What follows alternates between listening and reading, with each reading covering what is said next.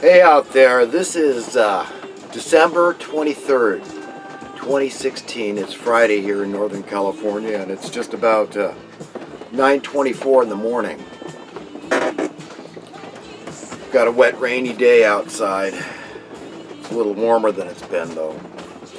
Today I wanted to get into a bunch of stuff as usual, but I wanted to talk about what's going on in America and try to disambiguate some economic confusion out there, and try to really keep stuff simple.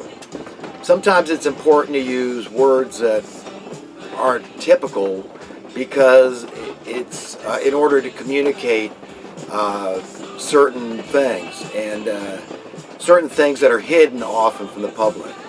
But so it's important sometimes to use words that may seem complex, but really, if you just, look them up and don't just trust the dictionary definition, but, do your own research. Like the word worth, if you look up worth and value, it's synonymous, basically. But if you learn real estate, you will learn that, value and worth are entirely different things. I mean, what's it worth?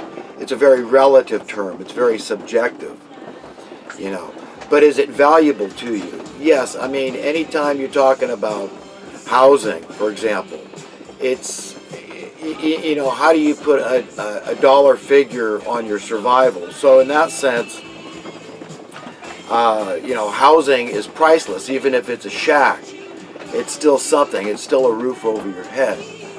But, what's it worth? Really is very relative.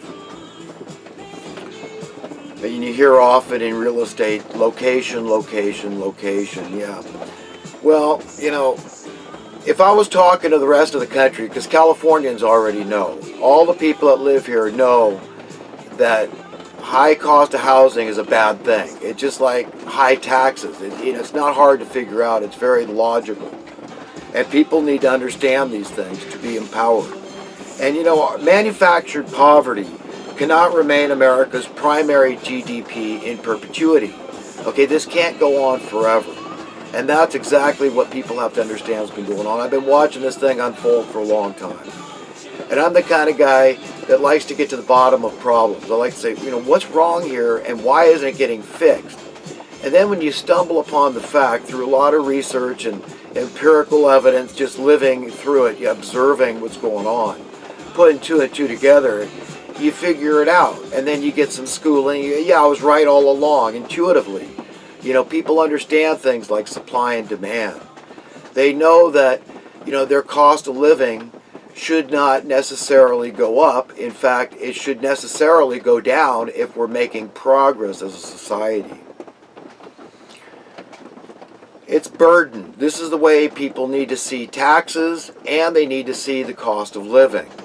And when you see it like that, you'll understand things like currency debasement a lot better, the destruction of the currency, and who benefits from that, and who are the winners and who are the losers. Well, it always falls on the backs of the poorest first. That's why homelessness is increasing. It's people being tricked into extreme poverty. We're talking about destitution. We're talking about not being able to provide your basic essential needs, okay? And that is never a good thing. That's always a bad thing. But that is the net effect of what I'm talking about here. The reason for homelessness is simple. It's because there is unaffordable housing. People simply can't afford it. Okay, you can't expect somebody to hold down a job while living in the bushes. Living in a shelter is that's a whole other thing. Yes, it's one of those, you could pull yourself up by your bootstraps if you're so motivated. Okay, but a lot of people have lost that motivation. They are disheartened at the system so much that they're disgusted. They just want to drop out. They want nothing to do with it. They know it's a scam. They know that there's no need for them to be working. They know there's all these people that need jobs out there that are trying to support families. They know that welfare is on the rise. All these issues. So people just don't, they just want to go, they really do want to crawl under a bridge and die. So understand that about a lot of these homeless. Okay, the only way that I cope, The only way that I can sleep at night, the only way that I can look at the mirror, in the mirror, okay, is by being on everybody's side. And everybody means everybody. That's non-exclusive, okay? And I am on the side of the destitute out there, okay?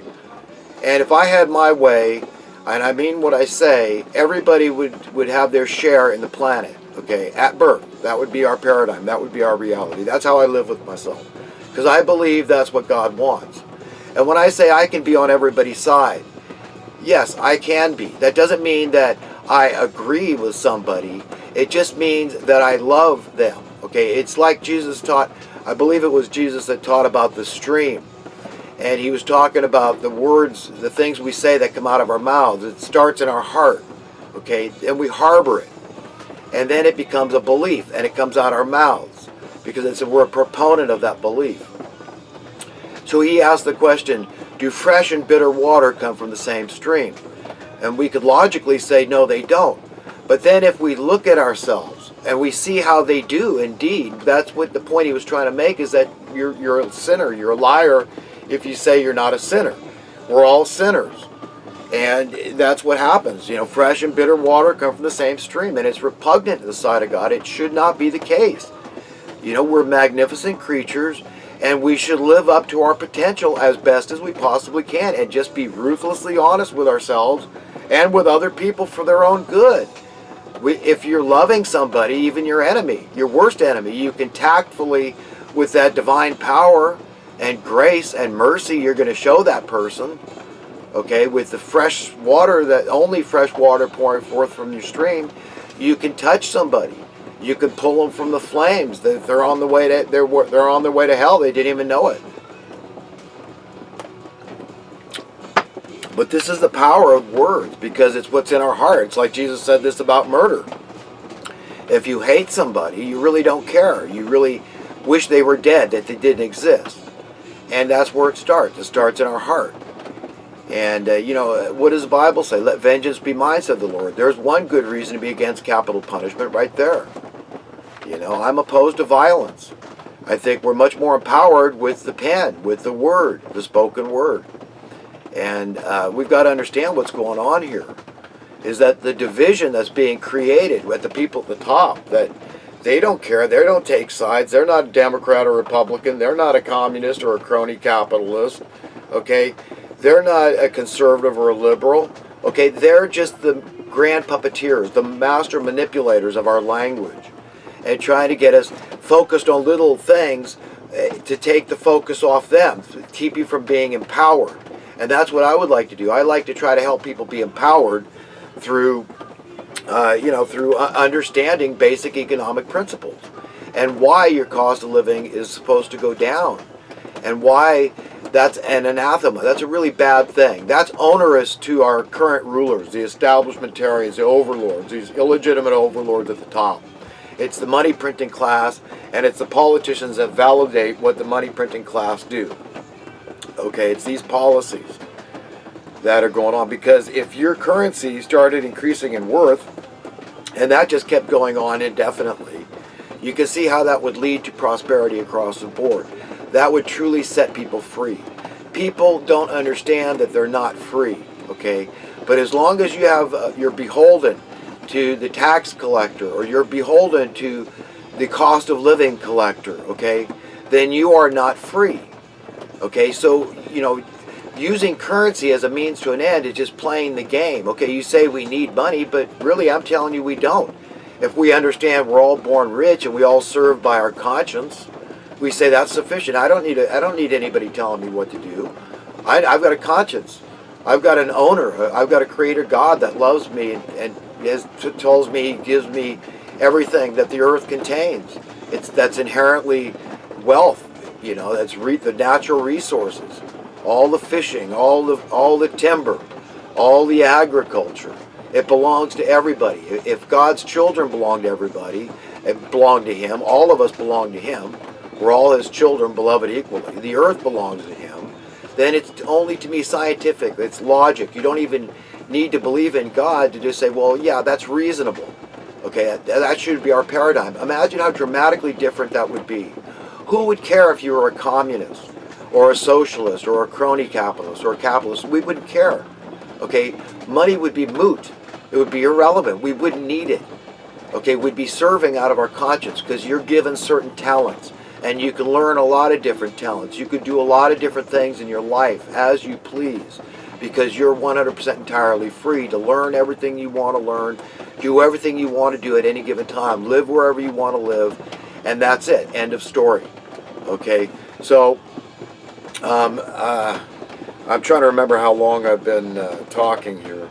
Let's see, I forgot to set the timer. I think I said 9:24. But anyhow, so I've been talking for about 10 minutes now. I want to cut it off in about 5 minutes here.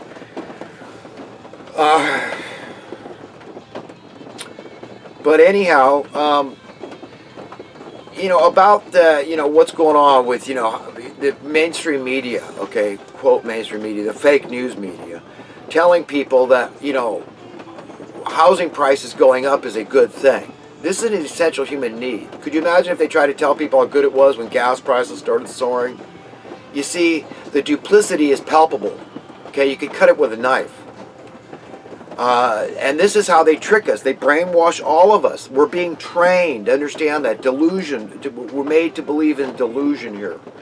Okay, it's not a good thing. It's a bad thing. It's like your taxes going up, being told it's good. It's like a noose being tightened around your neck and being told it's good. Like you're being strangled and it gets tighter and you're being told it's good. You're gasping for air and that's good. Okay, it's not good. And you know it has a bad ending. Okay, I mean, God help Donald Trump. That's all I can tell you. And a lot of his appointments I really like. I think it's smart. He's very, very astute. I would never second guess this guy's shrewdness. Okay, if he's for real, man, he's gonna change things in this country and around the world. Okay, for the better. Let me tell you. Okay, him hiring rich guys is good because they've got no ulterior motive. Okay, they're not in politics to get rich like people like Nancy Pelosi, who is fabulously wealthy now, worth some purported $500 million when she went in office, not even a millionaire. Okay. Ben Carson for HUD. I mean, what an excellent choice. I mean, could you find a finer, more intelligent human being? He's the quintessential brain surgeon, literally. I mean, that's who this guy is. And he's got a lot of compassion. You can tell just looking at the man's face. He's for real. He's a good guy, a real white hat.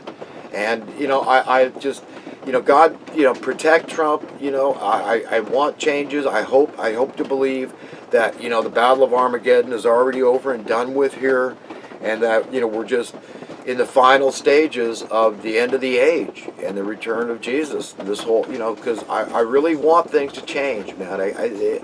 This is untenable, okay, what's going on. Okay, like I said, I've been watching this thing unfold for a really long time. And I hate it. I absolutely abhor it. And I want it to change. I really, really, really want things to change. Okay? And what I'm talking about is we need to reverse the madness, the economic madness of people believing in these things. This bailout of '08, briefly I'd like to go into that, how Bill Clinton was very instrumental in that whole thing by allowing the Glass-Steagall Act to expire, allowing these banksters to just dump all this money on the housing market, causing this chain reaction of cost of living inflation, which is essentially the same thing as currency debasement. As your cost of living rises, that means your money is worth less. It's that simple. So in the aggregate, your cost of living has done nothing but soar in the last, 15 years or 20 years, okay?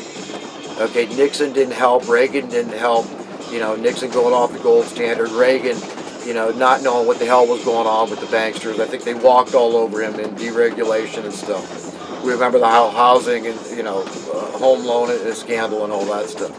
But understand this, instead of it being, look, if the lender is acting improperly, okay, and he haphazardly lends out too much money, recklessly lends too much money, okay, then he has to face the consequences, okay, and he has to go after that guy for a deficiency judgment. If something should happen, if the homeowner should foreclose, he has to go after for a deficiency payment. And it's very painful, but it's between those two parties, the buyer and the lender, okay? The seller's already out. He already got his money, supposedly from the lender, right, in the first place, the mortgage holder. So he's out, the initial seller. So he's not left holding the bag, but it's between those two, the lender and the buyer. But now instead of the buyer taking, the hit, say, look, I blew it, I shouldn't have borrowed that much money, and the lender saying, look, I shouldn't have loaned that much money, I blew it. So, they both kind of take a hit. They meet in the middle somewhere. But now it's falling on the public. They privatize the debt and socialize the profits they've given to themselves. They've socialized the debt, okay, and they privatize the profits, okay. And so who's getting their arm broken now? It's the general public at large through currency debasement.